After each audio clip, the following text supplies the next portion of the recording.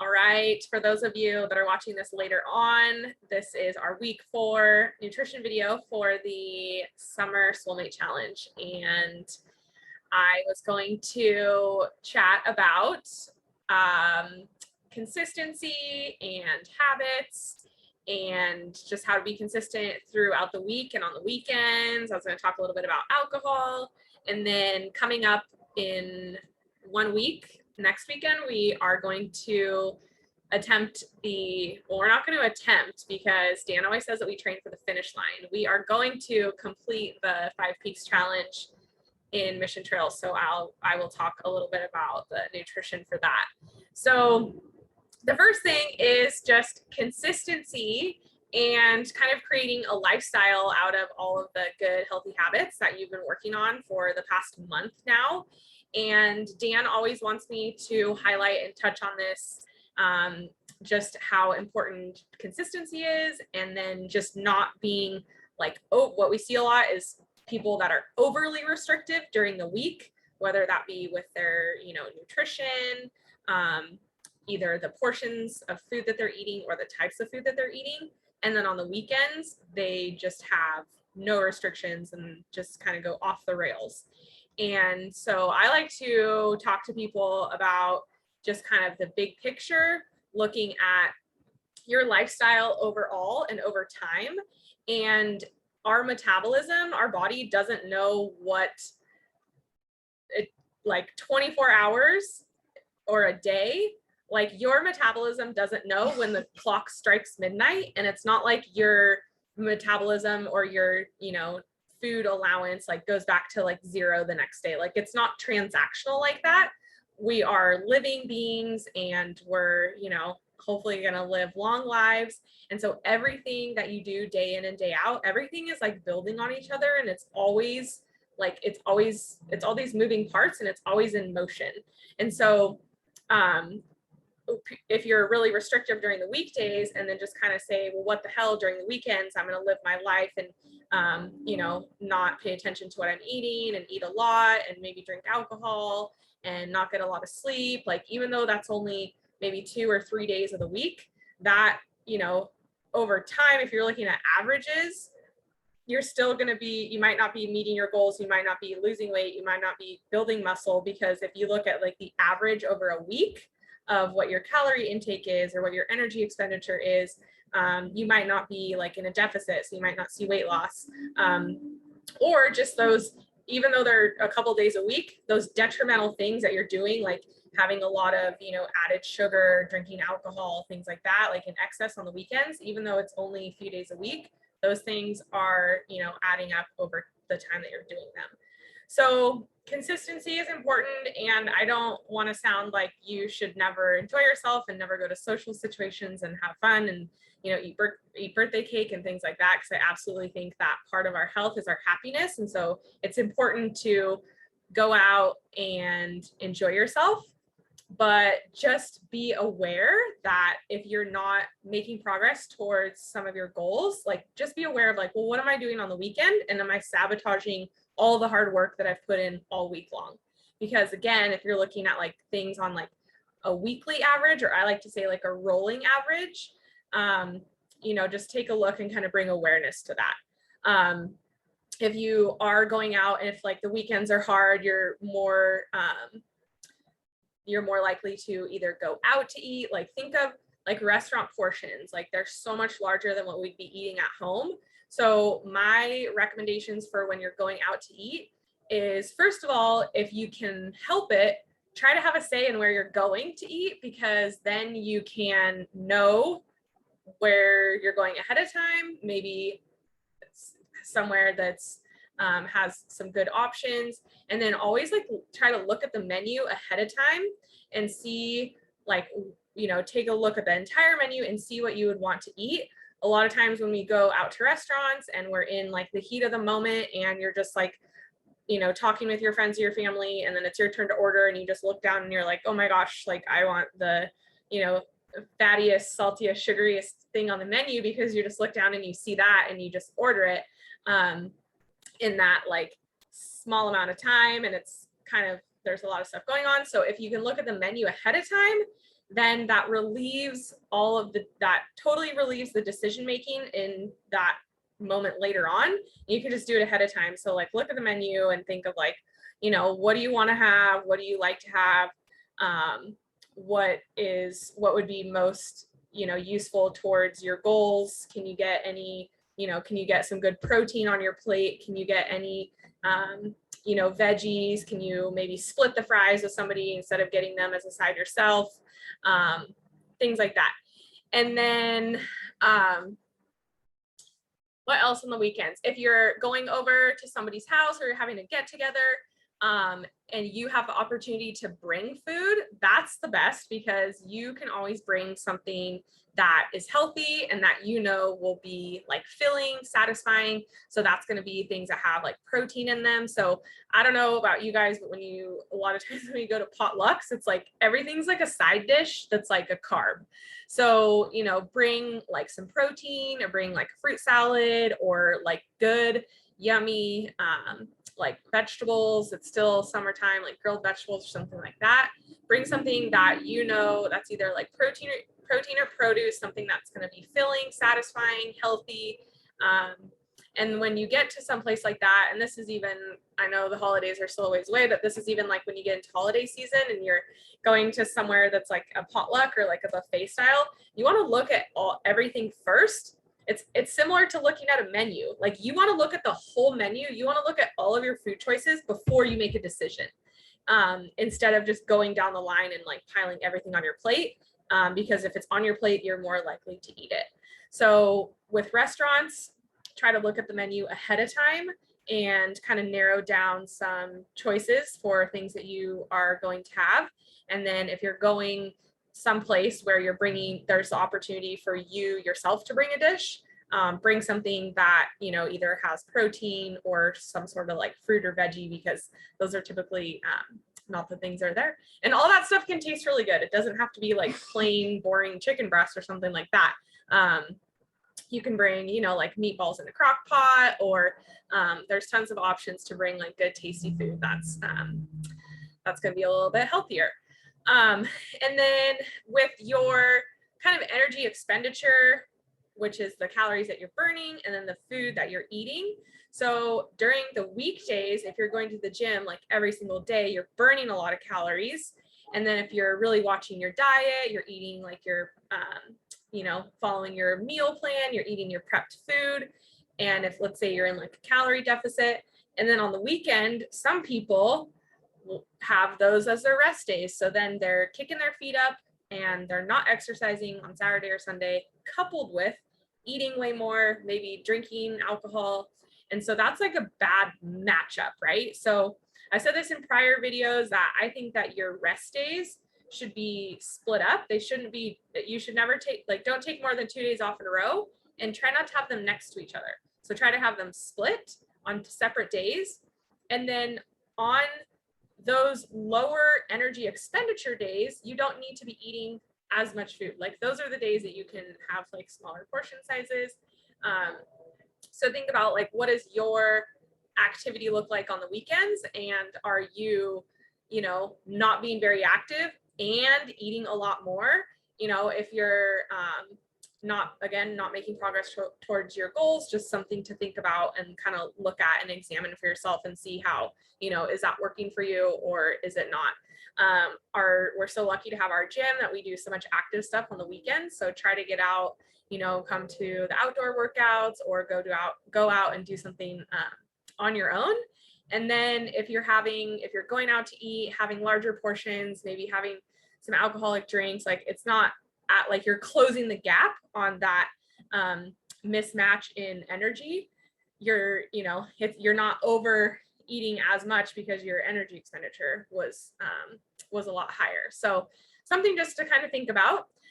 Another thing I wanted to talk about was alcohol. So alcohol is a huge part of our lives socially, and it's, you know, very normal to drink alcohol and socially acceptable, even for those of us that are in the health and fitness industry. We don't, you know, it's not a healthy thing to do, but it's just a normal thing that we do in our culture and our society. The recommendation is that if you do not drink alcohol, don't start. But if you do drink alcohol, the recommendation is to have no more than 1 drink a day for females and no more than 2 drinks a day for males. And no, you cannot save up all your drinks and have them all on the weekend. It doesn't work like that. And the reason that the recommendation for men is higher than for women is because in general, men tend to weigh more. Their body can metabolize it faster. And so that's where kind of that comes in. Same thing for like, you know, guys usually just need to eat more food. They're just bigger than us on average. So alcohol does provide calories. So carbohydrate, protein, and fat all provide our body energy in the form of calories. Carbohydrate and protein have 4 calories per gram of that macronutrient. Fat has 9 calories per gram. And then a lot of people forget about alcohol, and alcohol also provides calories. I can't even tell you how many people have like sent me a picture of a White Claw label or a nutrition facts label, and they're like, Andrea, there's 100 calories in here, but there's less than a gram of sugar. Like, how, this doesn't make any sense. Like, where are the calories coming from? And I'm like, alcohol has calories. There's 7 calories per gram of alcohol. And so that's where the alcohol comes from. So even if they're drinking a you know, liquor or a no low carb drink, or no, even if you're not drinking any sugar, like for example, let's say you're having like a vodka soda, you know, or whiskey with Diet Coke or something like that. Even though there's no sugar in those mixers, the alcohol provides calories. And alcohol is poison to humans. We have no storage form. So what happens when we consume alcohol is our liver, it has to be sent to the liver, it has to break it down and metabolize it and get rid of it right away. That's why you have to pee when you start drinking, because your body is breaking it down and it's saying, get this out. It is not supposed to be here. So when that happens, your metabolism of fat and your metabolism of carbohydrates is put on hold or put on the back burner, because the priority becomes to burn the calories, to burn the alcohol, to get it out of your system. And so alcohol is like literally extra calories, like adding extra calories, because the fat and protein metabolism is halted until that is out of your system. So some people may notice that if you're drinking alcohol on top of the normal amount of food that you're eating, then you could possibly gain weight, because it's like literally extra calories, right? All of those seltzers are like 100 calories each. Beer is a lot more than that, especially if it's like an IPA. We're talking like 240 calories for a pint of beer. Wine, berries, you know, all the alcohols, all different types of alcohol provides different amount of calories, and also depends on how much you're drinking of it. But in general, it's adding extra calories. So what should you do about all that? Also, it does have negative effects on our performance goals. So the alcohol impairs our body's ability to like refuel after a workout. So we're not able to replace our glycogen stores and refuel as good as we could if we didn't have any alcohol in our system. Alcohol also impairs your sleep. So some people, you know, they think, oh, alcohol really helps me fall asleep, and that might be true, but it actually disrupts the quality of your sleep. So even if you think that it helps put you to sleep, which it might, the quality of your sleep is impaired, is not as good. And because you're metabolizing it, your heart rate is going to be a lot higher. I don't have it on my finger right now, but I wear what's called an Oura ring, and it tracks my like heart rate while I'm sleeping. And if I've noticed if I have like even a drink, my sleeping heart rate while I'm sleeping at night is at least 10 beats higher, which is a lot. So your body is like at work even when you're trying to sleep, because it's trying to metabolize the alcohol. So what do we do with all this information? Because I don't want to be a Debbie Downer, and I understand that it is a normal part of a lot of people's lives. So the first thing is never drink on an empty stomach. You should never replace alcohol calories for food calories. Like, you know, I said that it's extra calories. So, but you don't want to say like, oh, well, then I'll just eat less so then I can stay within my calorie budget. No, no, no, you don't want to do that. You just want to watch the amount you're eating, you're drinking, and not have, you know, don't have it all the time. Maybe try to drink less, have like water or non-calorie, non-alcohol drink like in between drinks. But you never want to drink on an empty stomach. The alcohol, it would be like absorbed through the lining in your stomach. And so if you don't have any food in your stomach, it's going to be absorbed much quicker and it's going to get you drunk faster. Alcohol, when you're drunk, lowers your inhibitions. So you're more likely to make poor choices, which we know, of course, can be very dangerous when it comes to like, of course, you can't drink and drive, but other just like injuries, you have like, there's a way higher risk of getting injuries, and also lowering your inhibitions around like food choices, right? Like you're more than likely to make maybe a poor choice when it comes to something that you're eating once you're drinking. It also kind of messes with your appetite hormones. So you might start feeling really hungry when you're drinking, even though you're like actually drinking a lot of calories. So don't drink on an empty stomach. And then having like non-alcoholic drinks or water like in between what you're drinking. Set like a drink limit for yourself for the time that you're going out. So like tell yourself ahead of time, I'm just gonna have like 2 drinks, or I'm just gonna have 1 drink, or whatever it might be. Tell somebody else so they'll hold you accountable to that. And choose drinks with lower sugar content and lower alcohol content. So the alcohol percentage by volume is listed on drinks. So for like liquor, it's a lot higher than say like beer, wine, and like the seltzers are a lot lower.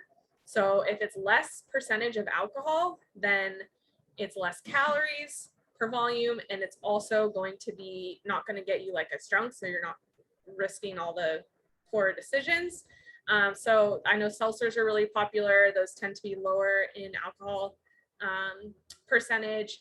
Some wines tend to be like lower percentage wine. Like most wines are around like 13, 14% alcohol, but you can find wines that are lower percentage. Some of the rosés actually are closer to like 9 to 11%. So you want to look for those. There's light beers that have lower alcohol percentage, so you can look for those, and just, you know, look at the labels and try to be smart, and overall just, you know, if it's used to drink, maybe drink less. Maybe for these 6-week challenges, try going without drinking, and see, you know, what it feels like for 6 weeks to not have that. What else? If you have an important workout coming up, you want to make sure that you're not like drinking in the days leading up to that. And then after a hard workout, your immune system kind of takes a hit after you work out, especially if you're exercising for longer than an hour. Your immune, and this is a normal reaction of our immune function. This is what we want to happen, but it does kind of take a little hit. And there's like this window where you're super vulnerable after a workout, and putting alcohol in your body, that's not the time that you want to do it. So make sure after workout that you, again, like eat first, and try not to have alcohol surrounding like really hard workouts. Also, same thing, like if you're going like about to travel, don't drink like around surrounding like your plane travel. I know that we're all, you know, required to wear masks now, but that's just a time when you're around a lot of germs, and alcohol lowers and like weakens your immune system and kind of leaves this window of opportunity for you to get sick. And so you don't want to be drinking around plane travel or around like important workouts, because that's kind of like a double whammy on your immune system. You don't want to get sick. So don't drink on an empty stomach. Don't drink around important workouts or traveling. What else was I going to say about alcohol? Oh, have it like earlier in the day, because since it does affect your sleep. So if you're, you know, maybe go for like the happy hour time of drinking instead of like a nightcap. and have your drinks like earlier in the day so that your body has time to metabolize alcohol out before you're just laying down to go to sleep. So those are some of the things surrounding alcohol. And again, I'm not trying to be a Debbie Downer, but it's just the reality of the situation. And, you know, it's just another thing. Like if you have goals, you know, what can you do? Or I'm trying to just bring light to all these things like that could possibly be hindering your progress towards them. So just something to think about. And then now I'll talk about the upcoming 5 Peak Challenge. So Mission Trails has 5 peaks, and most people will hike one and call it a day, right? But that's not NXPT. We are next level, and we do things that nobody else does. Our warm-ups are other people's workouts, and we are all trained and fit and strong enough to be able to not only summit one peak in Mission Trails, but all 5 in one go. I've done this twice now. The first time was with NXPT, and it's freaking awesome. You get up to all these peaks, you start super early in the morning, and once you're at the top, you see these other people that look more tired than you, and you've just summited like 3 of them, and it's awesome. And they're, you know, everybody looks at us and they're like, oh, like, who are you guys with? The last time I did it, somebody asked us if we were like professional athletes, and it's like, this is how fit we are. Like the stuff we do in the gym, 45 minutes every day, this is what it gives us. It gives us the ability to go run 5 mountains in 5 hours, or however long it's going to take you, maybe 5 or 6 hours.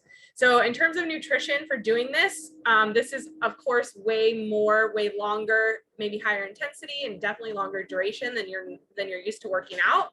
And so you got to start preparing early, like earlier in the week. So Thursday and Friday, you want to make sure that you're eating really well.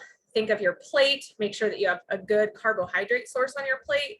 Carbohydrates is what's going to fuel your Mission Trails 5 Peak Challenge on Saturday. So make sure that you have carbohydrates. So fruits, starchy vegetables, potatoes, peas, corn, beans, grains, rice, pasta, whatever it is. Make sure that you're having a little bit of carbohydrate with each one of your meals. Protein, just make sure that you're eating regular meals and you're not skipping your meals, because Thursday and Friday is filling the gas tank for Saturday. We're starting really early, so you're not going to have time to wake up and eat maybe a huge breakfast or your normal breakfast on Saturday morning. So Friday, especially like lunch, is the money meal, and dinner, you want to make sure that you have really good meals on Friday lunch and Friday dinner, because that's going to fuel you. If you feel like it, you could even have a little bedtime snack on Friday night. So like a bowl, like maybe some granola with some yogurt, or like a bowl of cereal, or just anything that you want. It's a little, make sure it has carbohydrates in it, maybe a little protein on Friday night before you go to sleep, just as like a top off.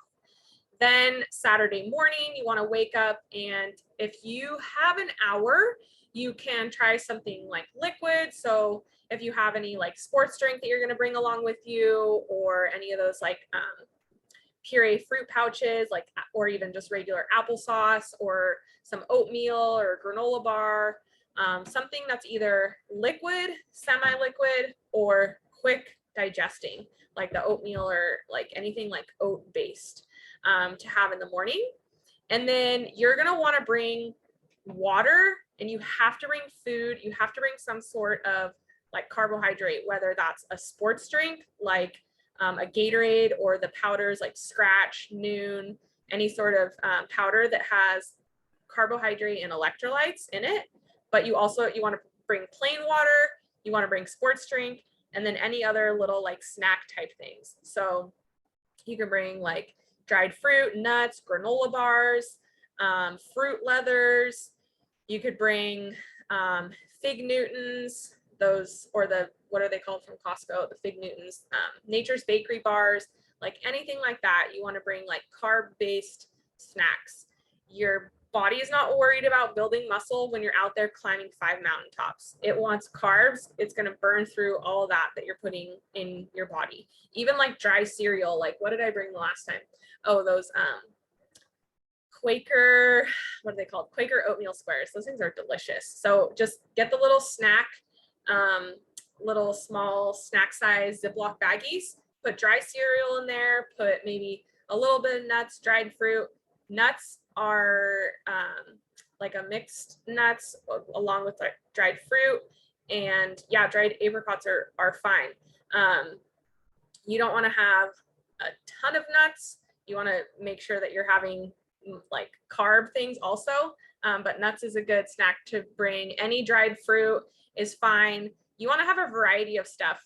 Something that happens to some people when they're doing like long things like this is you get what's called flavor fatigue. So if you think about it, like all the sports drinks, fruit, granola bars, like all that stuff tends to be sweet. And as you're going along, you might get tired of that sweet stuff and you might think, oh my God, I can never eat another, I never want to taste another apricot again because everything you've been having has just been sweet, sweet, sweet. So also try to bring some salty things in, like pretzels would be really good. Anything that is like salty or, you know, savory, try to like mix up the flavors so that you don't get flavor fatigue. How much fluid you bring depends on how much you sweat. So that's going to vary by individual, but make sure that you have like water if you want to bring sports drink also, and then just like all of those snacks. And this is going to probably take 5 or 6 hours. So you're just going to want to pace yourself. There's going to be a lot of energy and it's going to be super exciting in the beginning, but you want to make sure that you are pacing yourself so that you don't burn out towards the end. And then when it comes to consuming all this stuff, so if you have like your phone or like a watch or something, I would set a timer on your watch or phone. Every like either 20 to 30 minutes, you want to have a little alarm go off. And every 20 to 30 minutes, you want to just take like a bite of something or a sip of something.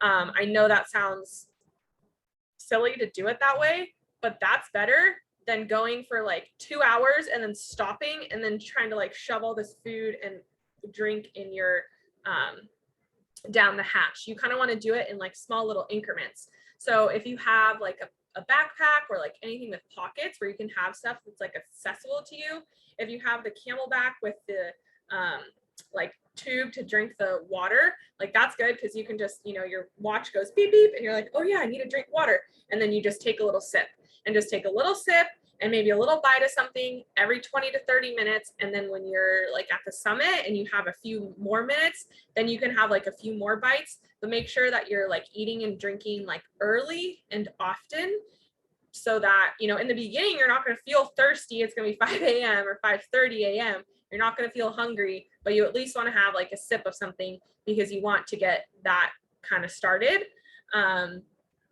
And you want to have small increments of things because, you know, normally during a boot camp class, you're probably not eating because they're so short and you don't need it fuel during your workout. All of your blood is going to your periphery, going to your muscles because they're exercising. And so with Mission Trails, all of our blood is going to our legs and being, you know, shunted to our exercising muscles, and it's not going to our gut. And so you want to take small bites of things, make sure that you have plenty of, you know, take a sip of water along with it, because if you try to just go for a long time without eating or drinking anything and then have a bunch at once, you're probably going to get cramps and you're probably going to not feel very good because all of a sudden, what have you done? You've taken all the blood that's going to your exercising legs and your exercising muscles, and you've shunted it back to your stomach to come pick up the nutrients. And so you don't want to do anything extreme, like you don't want to have any, to limit those side effects, you don't want to have anything, like don't be extreme about it, like, you know, just do small little increments of food and fluids along the way instead of waiting too long and then shoving a bunch of stuff in at once and then your stomach's going to cramp, and that's just from the blood shunting back there. So those are my tips. Carrie, let me know if you have any other questions. Dried apricots is a good snack to bring, but bring kind of a variety of stuff. And then just, yeah, make sure that you eat really well on like Friday, especially. Oh, I think I'm fully prepared now. Thank you. I needed that. Awesome. Put a little note in your phone to have a good lunch and dinner on Friday, maybe a bedtime snack. Yes. Yeah, I didn't think about that either. So yeah, I was like, okay, I gotta have a good lunch Friday, good dinner Friday. Yeah. Oh God, your information is awesome. I'm learning so much from you. I need this. Like I'm totally nutrition retarded. So yeah. Okay, awesome. Yeah, so yeah, the bedtime snack is a good idea, especially because you said you're not like used to waking up so early. And so especially if you're not used to waking up, you know, at 5 a.m. or earlier on Saturday, like you're not going to be ready for food at that time. So you can kind of cheat by having it like the night before, just having like a little bit more and you'll be good to go. And then, yeah, just bringing like fluid, sports drink with either, you know, carbs or electrolytes in there, snacks. It's going to be fun. It's going to be awesome. Do you recommend a particular sports drink? Like, is there one that's good? Like, doesn't have a lot of sugar? So all the powders come in like such large quantities that honestly, if it's not something that you consume regularly, if you just get like Gatorade from the grocery store, you'll be fine. You can mix it with water so it's not as sweet and strong. But there's like the brands like Scratch or Noon are good. If you go to like what's the store next? It's either REI or the one across from that, Roadrunner. They have like little like packets and like little you know, electrolyte tabs and stuff that you can put in, and they might sell them in like smaller quantities, but I know like if you just look online, the sports drinks are so the packaging that they sell those in are just so massive. They're for people that are like training endurance athletes that are training regularly for like triathlons and stuff, and they consume that stuff like so often, so they sell it in really large quantities. But for just us doing like our one-off hikes, good old Gatorade is just fine. Yeah, Gatorade's fine. You can dilute it with water if you want, or if you know, are in the area that's close to REI or Roadrunner, you can go and look at some of their products in there. Okay. Yeah. I'll stick to good old Gatorade. Yeah. It's cheaper. You can also, yeah, and then like I was saying earlier, like the Fig Newtons or like granola bar, those like green Nature Valley bars. Or you can either like, you can even make like a peanut butter and jelly sandwich and like cut it into 4 pieces. And little squares. Yeah, put them in little squares and like put those in a little Ziploc baggie. And okay. Yeah, you just do like regular food too. So okay, those are super helpful. Yeah. Do you think you're gonna run any of it, or is it mostly gonna be hiking? No, I mean, you know, I could slightly jog a little maybe to keep up, but no, I don't plan on running too much of it. Yeah. So then like I'll do my best. Yeah, on the downhills, right? Yeah, for sure. So if you are not like, if you're running and you're like, you know, think about it, your body's kind of like jostling, your stomach's like jostling around, then like liquids are easier to get down. But if you're just like walking or hiking, then the more whole food is going to be like easier to like, because you'll actually be able to like chew it. So you have lots of options on stuff that you can do. Yeah, for sure. And there, you know, obviously. Okay. Well, I will be fully planned ahead now. Yeah. Awesome. Okay, cool. Well, we're almost out of time. So thank you for logging on. And for those of you that are watching after the fact, hopefully you got some info, and hopefully we'll see you at Mission Trails this weekend. And Carrie, find me. You'll have to come